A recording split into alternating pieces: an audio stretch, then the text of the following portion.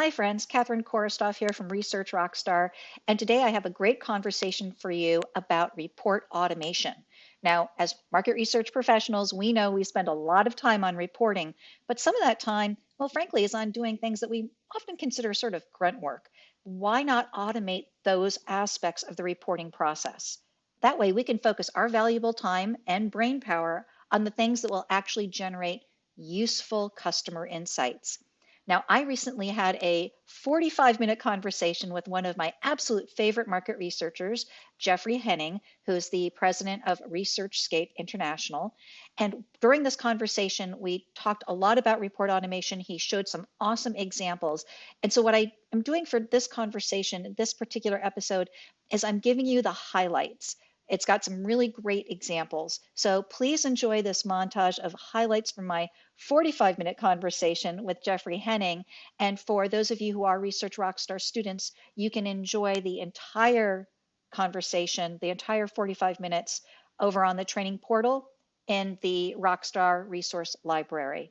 Thanks. Well, then to get us started, Jeffrey, again, I feel the pain that I hear from a lot of our students that they really are under pressure to write amazing reports. Everybody wants insights on a silver platter, but they just don't have as much time. And so it really does seem like, it can be very frustrating, is what I hear from a lot of our students of, how do I work with tight timeframes, but still have time to do the thinking, the synthesis, and the analysis. And so I think that's really, part of our interest in report automation. But I know from talking to you in the past that you've made a really good point that report automation can really mean different things to different people. So why don't we start there with sort of the continuum, if you will, of different types of report automation that we see in the industry. Yeah, there's a lot of different, when people say that, they mean lots of different things. The easiest thing to automate tends to be tracking studies. So you can, create dashboards, those dashboards dynamically update. You can often develop coding sheets. So if you're coding open ends, what do you think of this hotel, for instance? That's a famous one that's been codified. You're automating that coding for it going forward. So tracking studies are kind of easy because you're doing the same thing pretty consistently. And so there's a lot of dashboarding solutions for that. I think the challenge for a lot of us on report automation is the more ad hoc studies. So where the questionnaires are different. And so the challenges are different. And so you have to look for the tools that are going to help you remove as much labor as possible. And so I think the first thing that you have to do is think about your own time usage and where it is going. And then there's a wide range of tools. So when I started ResearchScape almost 10 years ago, one of our big time sucks was analyzing open-ended verbatims to the open-ended questions in ad hoc surveys. So those surveys often have 100, 400 responses. And I am not a qualitative researcher. Hats off to my friends who are qualitative researchers. So I always wanted to turn things into numbers and analyze it. And just try to do that synthesis was tough.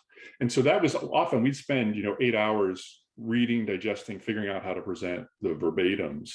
And so by far that was our big issue. And so we looked at a range. I'm fortunate to have a business partner who's very technical, and we looked at a range of coding solutions.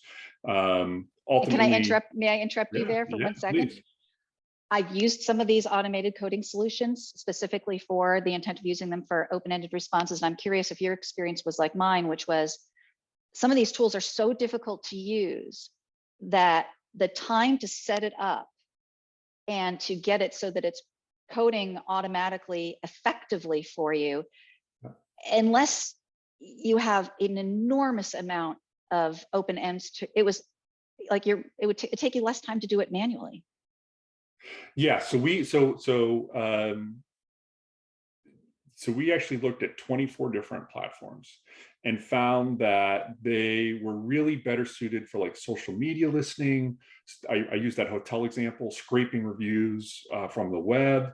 So when you had highly structured information for your daily or weekly customer sat study, they really were not well suited for ad hoc surveys.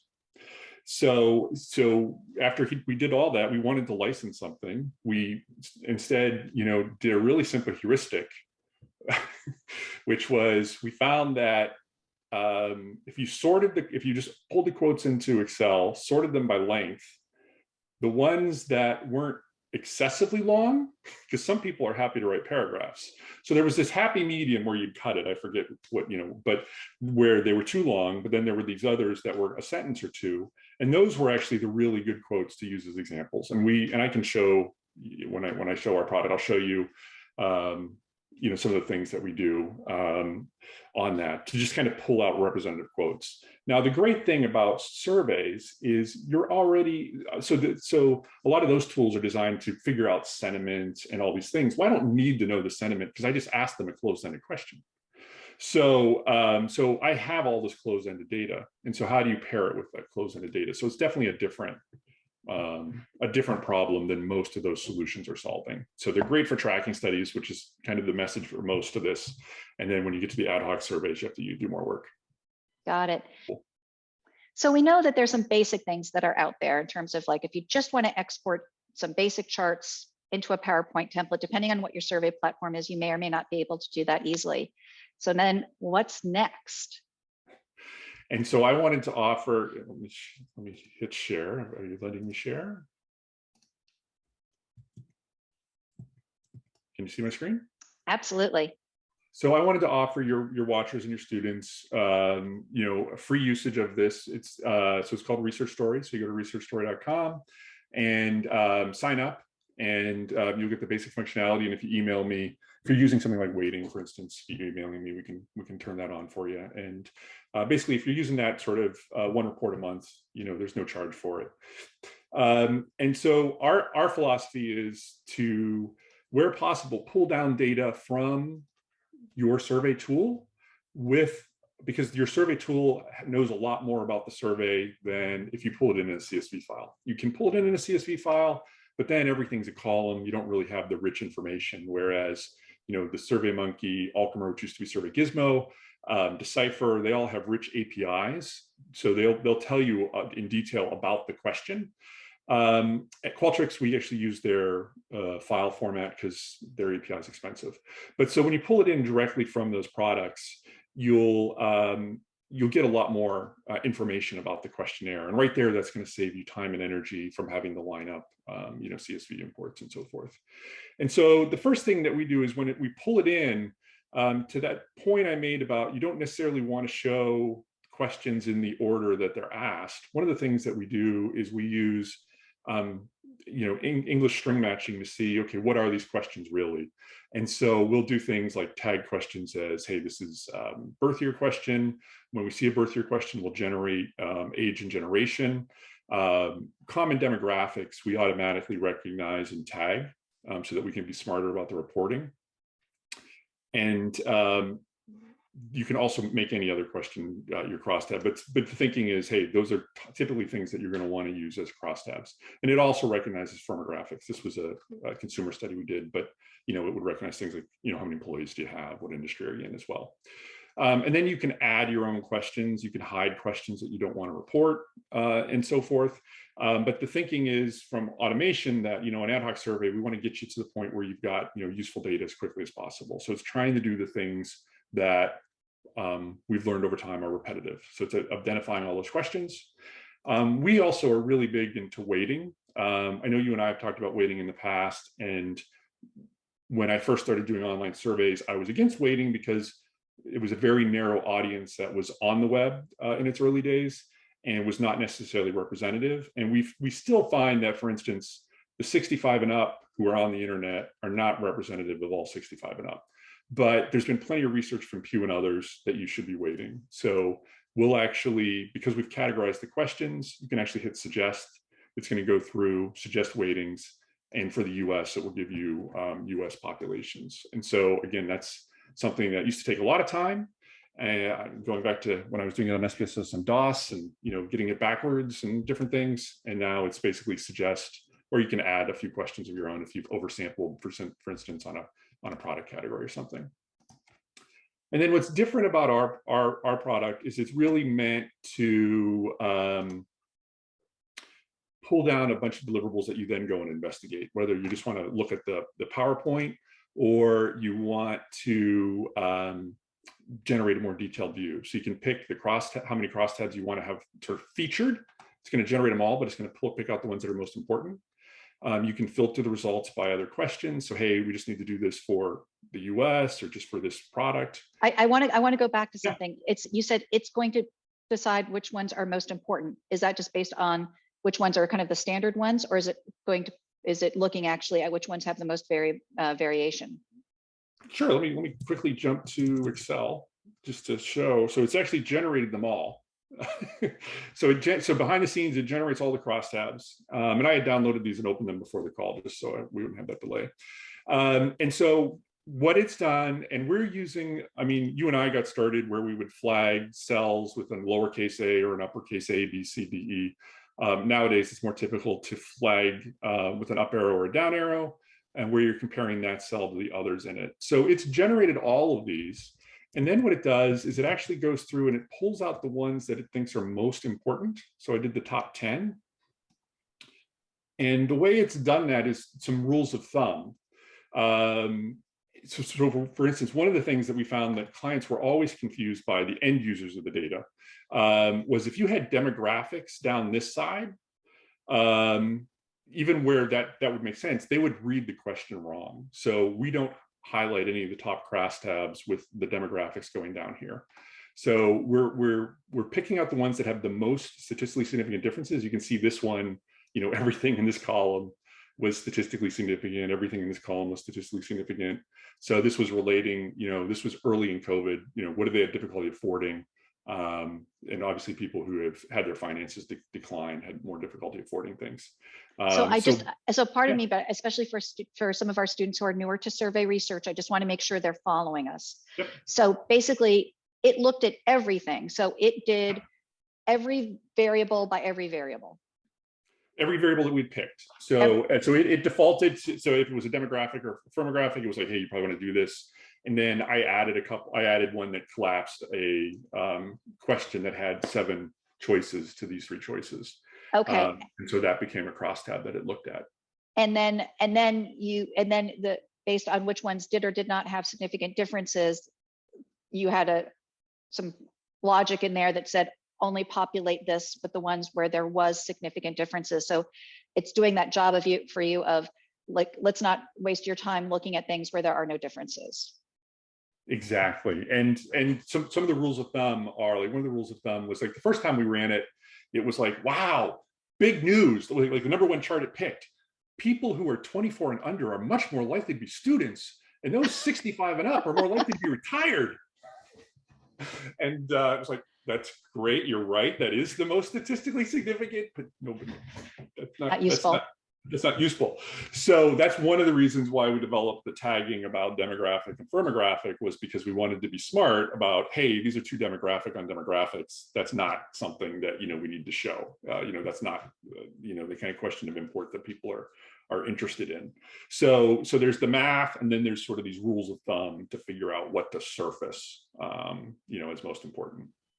Trending. So if you need to show how things have changed quarterly or annually, you can do that and do stat testing on the trends. And so, you know, it's not enough to know, okay, the results are different. You want to do the same stat test that you would do in a crosstab to know, okay, yes, it's changed, and it's changed at a level that is statistically significant.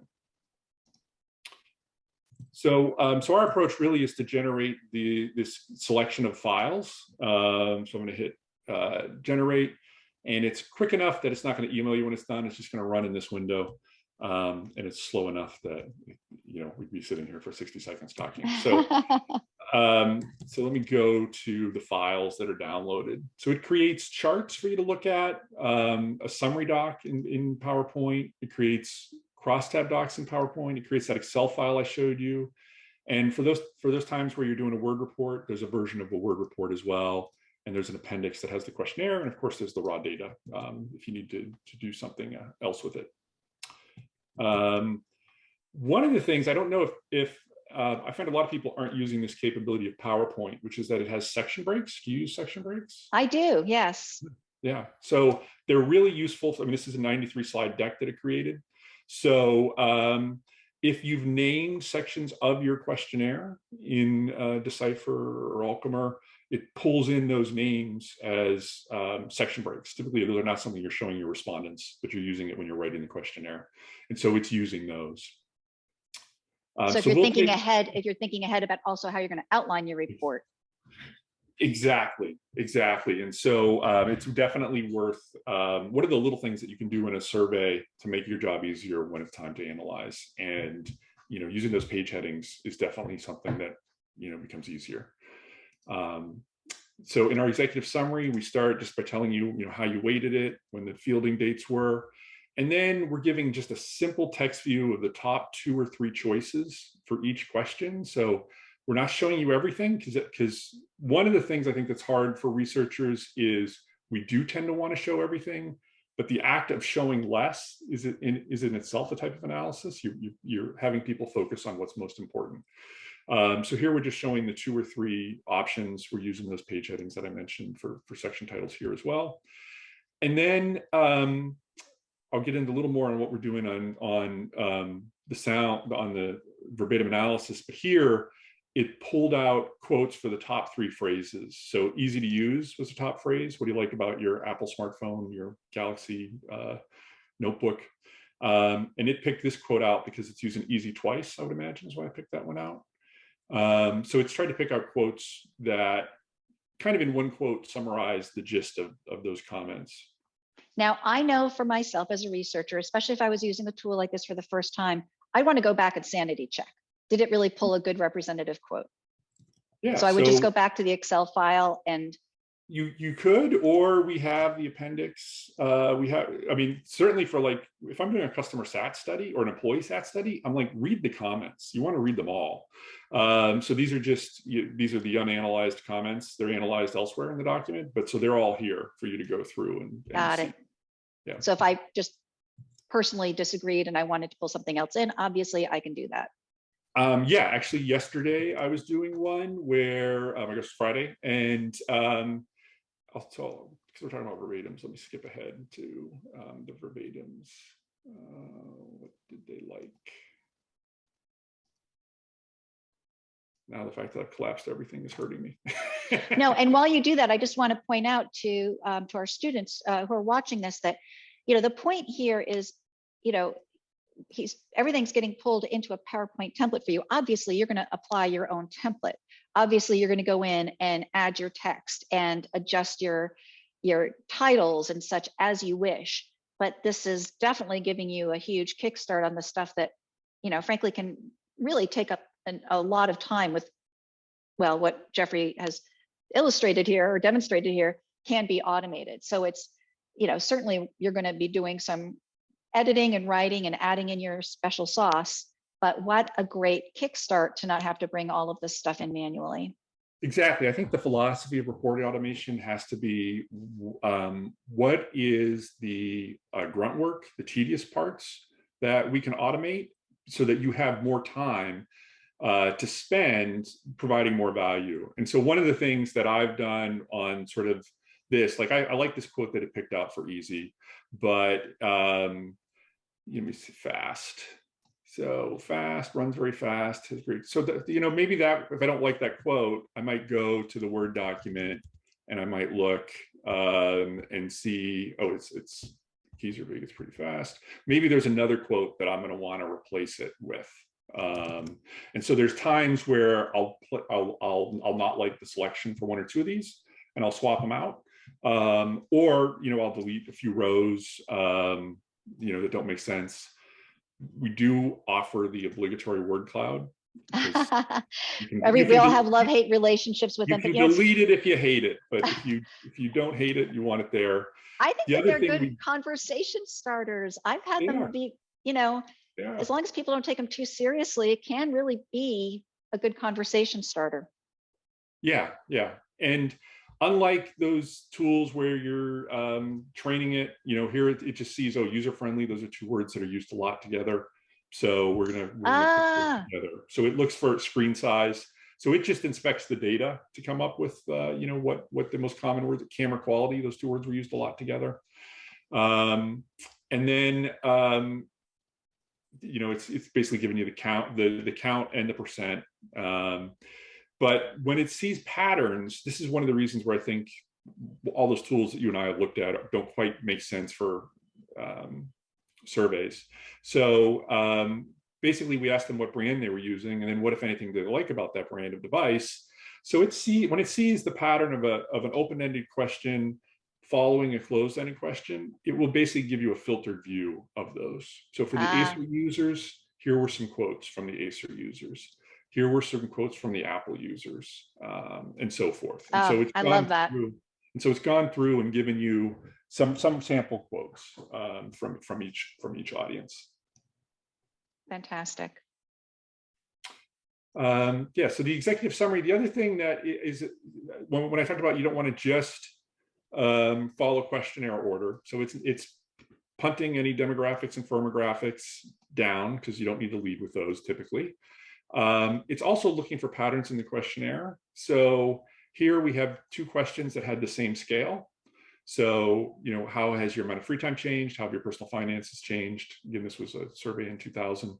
And so you can see, that people's free time had gone up. Unfortunately, their finances had gone down. So when it sees the same scale, it's like you probably are going to want to compare and contrast that. Grids, love-hate relationship with grids, but it's hard to get away from them totally. The good news is if you're making it mobile responsive, they're actually seeing the grid, as separate questions. So, they're seeing it as, in this case, 7 questions in a row on their screen. So it's summarizing the grid here. And then the other pattern that we'll look for is, do you have one rating and then a grid? So in this case, we had overall, how would you rate the device? And then how do you rate it on each of these attributes? And so it does a simple linear regression correlation analysis to show you which of these are derived to have the most importance. Excellent. So quality had the highest correlation. People tend to forget how much they paid for the device. Price had the lowest correlation. And then I know you've written a lot about pricing analysis. We've gravitated, if the question is not primarily about pricing, we've gravitated towards just what's the most that you're willing to pay. It's actually highly predictive. If you're doing a dedicated study, by all means do a discrete choice study. But if you're just doing it as part of another subject, it's highly predictive. Here we pull out the top 10 prices, show you the cumulative percent. So 20%, $7,000 or more is what they'd be willing to pay. And then it even figures out, hey, if you price it at $500, you'll make the most money, at $500 based on that. So as you lower the price, you're not getting enough new people to make up for it. So wherever, and again, we know that pricing questions are typically important questions. So that gets pulled into the executive summary. And then it's gone through and done, top 10 graphs. So it looks better, but there's all the results on a subsequent page. By the way, I just have to point out something that always comes up. I love that you have the base on each slide. Yes. We have the base on each slide. Right now, that's, everybody answered that, but I think it really gets important. It's really important when you have studies where not everybody's answering every question. Yeah, you got some branches and such. Yeah, I love that.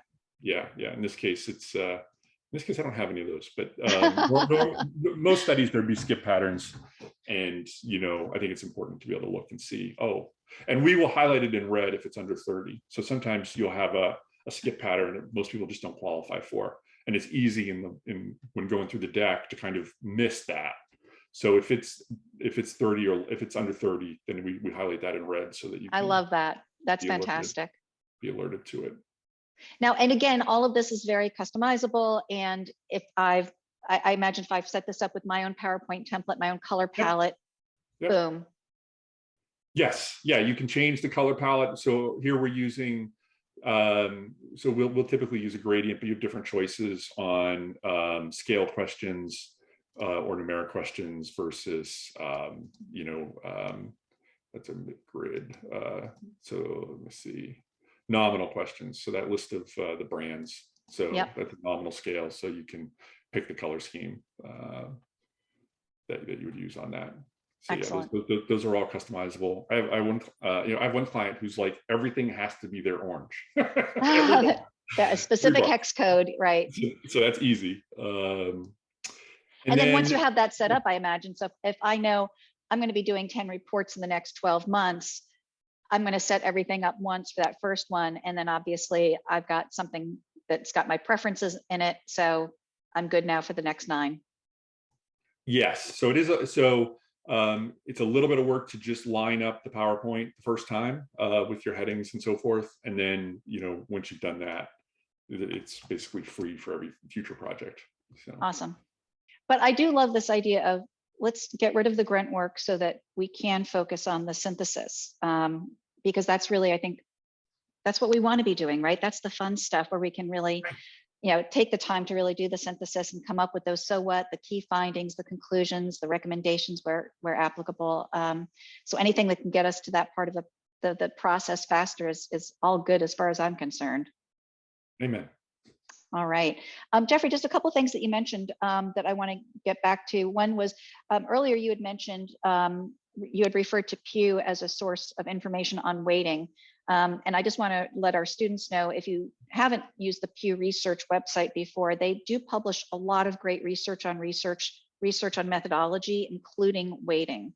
And so if this is a topic that's new to you, we do have information on weighting in the courses on quantitative data analysis and also in our sampling course.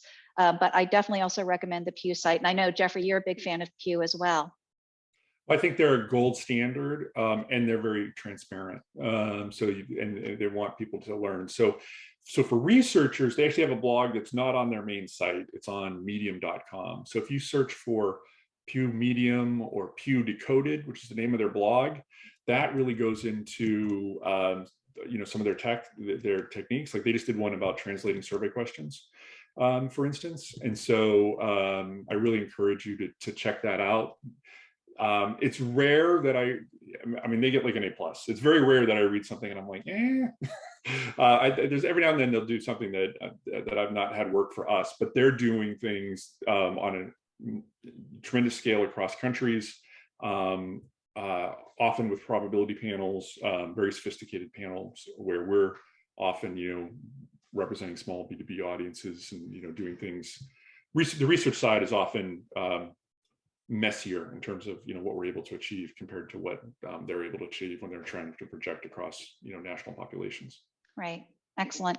And then the other thing you had mentioned is that that if our students and followers wanted to check out Research Story, did I hear you say that they could do a report for free? Yeah. Go to researchstory.com and sign up. And it's going to work best if you're using Alchemer, Decipher, Qualtrics, SurveyMonkey. That's the least work. If you're using another platform and it supports SSS, that'll work. And if you have a CSV file, then you're going to have to teach it about the questionnaire. So that's the least enjoyable. That's the least enjoyable way to do it. But if it's a short survey, then that's fine. I had someone recently use that with the Google Forms survey. It was like a 10-question survey, so it was simple to pull in as a CSV. Okay, excellent.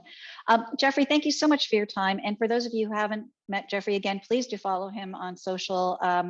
And also, I just want to share that we have a few other conversations that we've had with him in the past that are available on our YouTube channel. So please do check out some of those past conversations we've had with him. Jeffrey, thank you so much for your time today. I always learn something when I spend time with you. I hope you enjoyed that montage of highlights from my recent conversation with Jeffrey Henning. Again, Jeffrey's one of my absolute favorite market researchers. You should be following him on Twitter. You should read every article he's ever written. And if you found this conversation useful, please do give us a like or a review on YouTube or Apple Podcasts or on Amazon Audible, wherever you enjoy your media. The more likes we get, the more reviews we get, the better able we are to reach people out in the social media universe. So thank you for your support, and I look forward to chatting with you again.